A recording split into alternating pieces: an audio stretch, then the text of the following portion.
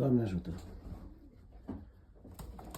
Pentru cei care încă nu și-au definitivat matca pentru anul viitor, am câțiva tardivi.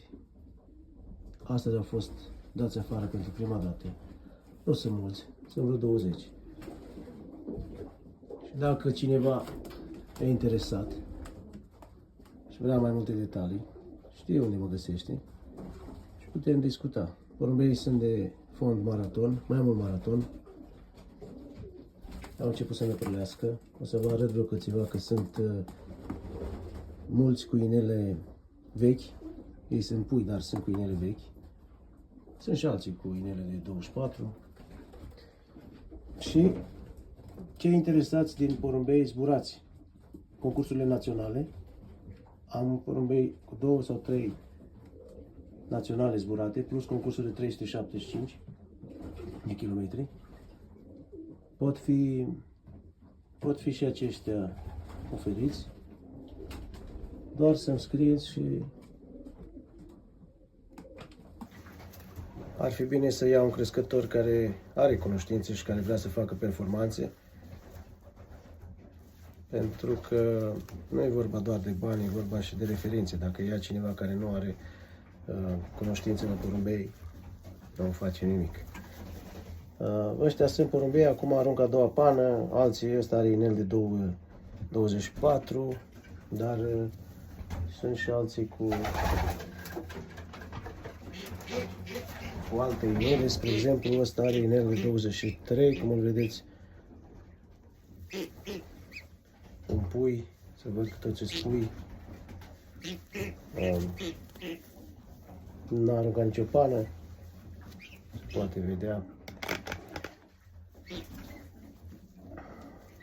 Încă, uitați.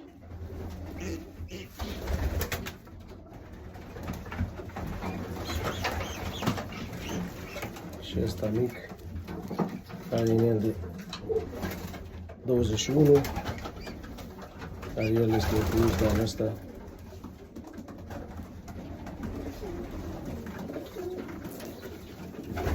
Va arăta prima pană. În total sunt vreo 20 aici.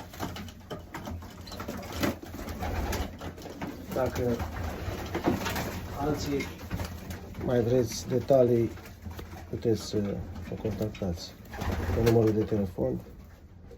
Asta are inel tot de 24. Este din o zburătoare foarte bună de Barcelona și Agen. Și dintr-un fiu al doi porumbei zburători, din 2 porumbei zburători. E top. Așa că vă aștept în privat. Asta care a zburat l-am doar aici, restul sunt la femele sau... Asta e un dublu nepot de internațional. De Agen. Așa este aproape de final cu năpârlirea. A avut chip, pui de anul ăsta. Așa sunt toți. Vă aștept pentru mai multe detalii în privat care sunteți interesați. Numai bine!